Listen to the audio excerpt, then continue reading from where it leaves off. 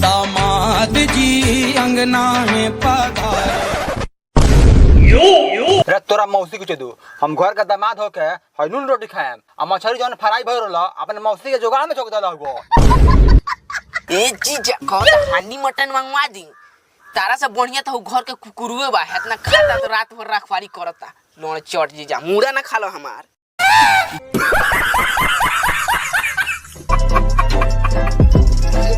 साला गाड़ ना मारी ऐसन ससुरारी के। साला ससुरारी में ज्यादा दिन रहला पर इहे हाल होखेला, नमक रोटी खाए के पड़ेला। भाई लो तुम लो ध्यान दियो लो, ससुरारी में ज्यादा दिन मत रहियो लो, ना तो नमके रोटी खाए के पड़ी।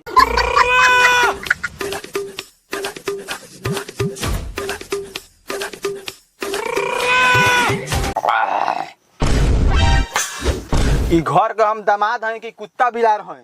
कम से कम एगो मछली के पूछो तो देवे के चाही। हौ सारवा बा तू कहता हमार मुड़ा ना खा लो।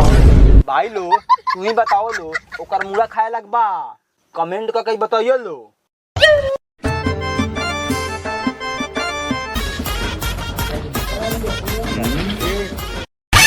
तेरा बाप के सारिन के भोसड़ा 6 महीना से बैठल बड़ा, मछली के पोची चाहिए, हमर लाल ना खा। 4 दिन से कहता नहीं राशन लिया के ले लियो।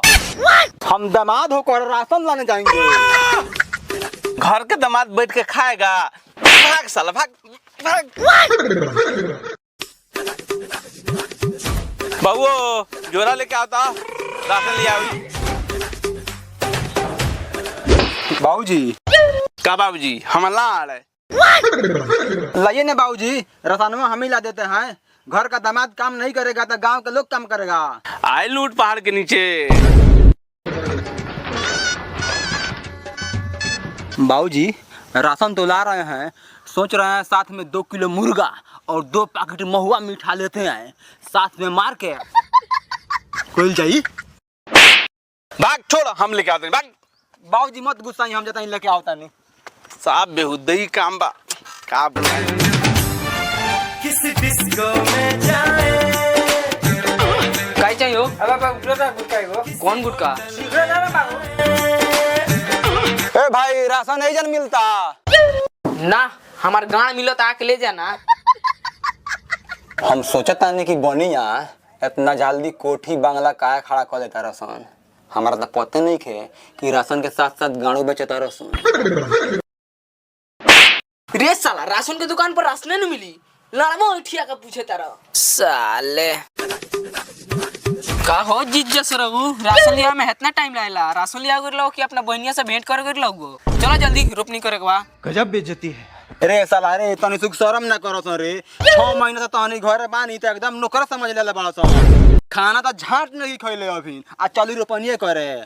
हम ज्यादा नहीं सुतते, मछली बनता था अपन मौसी गाड़ी में डाल लेता लगी रोपनी करे। चलो बाबूजी देखिए ना, हम कब से बोल रहे हैं चलो रोपनी करने, ये सुने नहीं रहा। आप बोल रहा है कि मछली के पोची खा करके जा रहे हैं सोने, और रोपनी कौन करेगा? खत्म। साले बहनचोद, घर का दामाद होके इतना काम करेगा। जल्दी जा सन, खेत में के पानी सूखा। देख लो पंगा लेला के नतीजा, झुकेगा नहीं। भैया जी हो थरुआ दुकानवा आला तनका शक से बच गई लखो। अगर वो अपना जुबान से ना पलटित तो आज पूरा मोबिल ढरका देती। ऐसे में तो आज धाने नहीं रोपे जाए के बा। भैया जी 3 गो रुपया बा हमरा लगे, 2 गो रुपया 3 आ जाता नहीं शिखर ले खा के तब काम कोई जाई।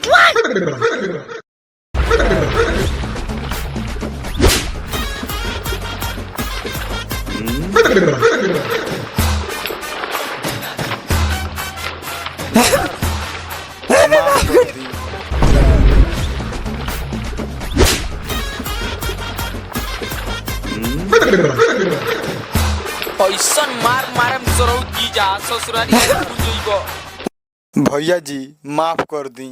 हैलो 3 रुपया जा गुट का लिया वो। चली खाई दमाजी खाई, बहुत दिन बाद आयल बनी। और सब हाल चाल कही ना? सब ठीक बा। साड़ू भाई ने खोना मत का? अरे वो बोका चौदह का बात करतन 6 महीना से एकदम बैठ के नहीं खाता। साचो हाँ। ए बराबर कहले बाड़े तनी भेंट न करे। क्या बताएं रुआ के मत पूछी उनके बारे में। और बताएं दमाजी। सब बढ़िया चला था अपन कहे के काम बा। तो काम में केंगे सब फायदा होता बुझाता हूँ नाफा बाबा। ए मौसा हमरो खियावा ना। मेहमान आए वाले लोग पहले मेहमान के खातिरदारी करे दे हमरो के खियावा मौसा। और बताएं बउआ बबी का हालचाल ठीक बनू? सब कोई नीमन बात सब। हाल बस साड़ू भाई कब आई नहीं हो? ए हम तो अब गए नहीं आ रहुआ कब आई नहीं हो? ए हम तो बोलले बानी आवे में कोनो तकलीफ ना होई लखा। ना ना सब बढ़िया बा। आई नाश्ता करी। अच्छा ठीक बा। उठाई उठाई।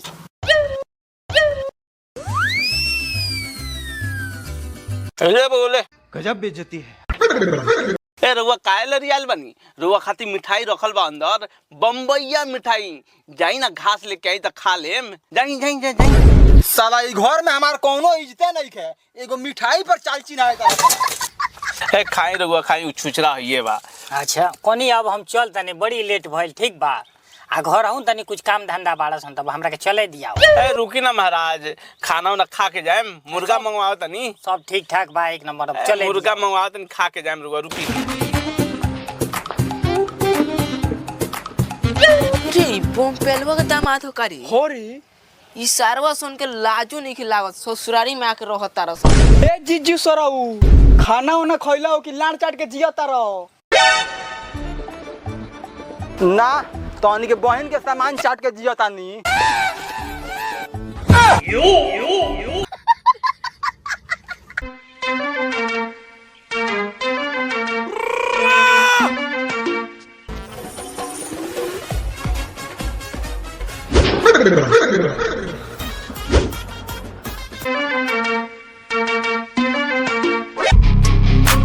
ई भोसड़ी छिनरी मेहरारू कलर आनी चल आज घर है ना जाई तो आज हम जाता।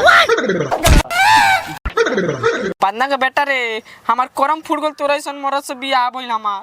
साला ई दामाद के ना घर में इज्जत बना गांव में इज्जत। दमाद जी गुस्सा काहे होने ये लीजिए 300 रुपया। ससुर जी हम तो रुआ के बड़ा गाड़ी देते रहनी लेकिन हमारा पते ना रहल कि रुआ इतना दयालु आदमी बानी। हमार लाड़े जाई घर है अब। अरे बुरचोद जी के बेटा रखे खातिर पैसा ना देनी हो। हमर छोटका दामाद घरे बड़न जा 2 किलो मुर्गा लिया वो।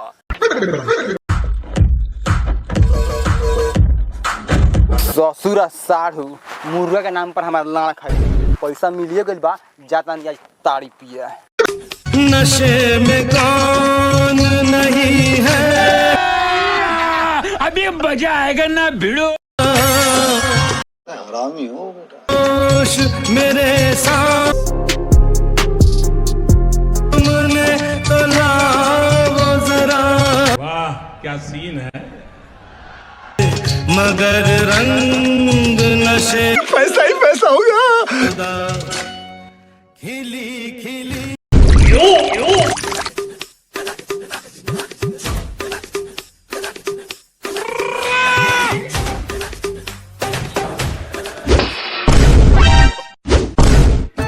ओ भाई ए ताड़ी दे एक बोतल। ए भाई इतना उरे पे क्या बोलता रहा तारीख खत्म हो गल बा जा नहीं के। ए भाई ये गांव के दामाद नु हई हो सके तो एगो बोतल के जुगाड़ करना दो। केकर दामाद हुआ ना पहचानली? भाई वो गच्छे नहीं के बसंत बैठा। हाँ अच्छा अच्छा रुका देखा तनी इंतजाम करते नहीं एक बोतल के। हाँ लगाई। फलानो के लड़की भाग गइल है कितना कंटाप लई है। अरे साफ चाप के ना दले होई रे। जा दे लाल से। ठीक बा बाबूजी तो हम चल तनी फिर कबो मुर्गा उर्गा खात रहलिए बहुत लेट हो गइल कुछ काम धंधा बाड़ा सन। अरे दमाजी रुकी रुकी रुआ तो घबरा जाता नहीं अपन छोटका दमादवा के भेजले बानी मुर्गा लियावे खातिर। फिर कबो खात रहल जाई। रे पोता देख तो तोर कोरिया फूफा केने रह गइल। ठीक बा छोड़ी ना फिर बाद में कबो खात रहल जाई। हम चल तनी तनी लेट होता। प्रणाम। भाई तारा ताड़ी में नशा नहीं है। हमारे गांव में रहता नु तो मार के तार चपला मुंह लाल कर देला रहते। ए मेहमान ऐसन ताड़ी झाट ना पिए लोग हम यहाँ के रोज के कस्टमर हैं। ऐसन ताड़ी जिला भर में का पता तू कोई बनावटी ताड़ी पियो थकबो। का बात करता रह कितना ताड़ी पीबो हमारे गांव में चलो मुंह में लगाइबो तो बुझाई बियर पियो तनी बियर। का जाने साला कैसन ताड़ी पियावता, मुंह में लगावता ही नून छार लागता। मुझ के तो नहीं मिला देले। भाग साला तोहनी के ताड़ी ना पियम जाता नहीं धरसन। ए भाई पैसा दे के जा। ओ भाई ओए, जहाँ खराब ताड़ी मिला ना वहाँ हम 2-4 बोतल के पैसा ना दिले। ए बहन चोदोगे बेटा, तू 4 बोतल पूरा 10 बोतल पी ले बड़ा। पैसा दे के जा, ना तो ये बोतल गान में घुसे के गान फाड़ दे। ना दम तो का करबे रे? जोन करे के बा उ करबे नु करे। साले एक तो डुप्लीकेट ताड़ी बेचता रहा और पैसा मांगता रहा, ना दम तो का कर लबो? साला के पसंद के दामाद हो गए थे अंबानी के, पैसा तो तू दे के दिया।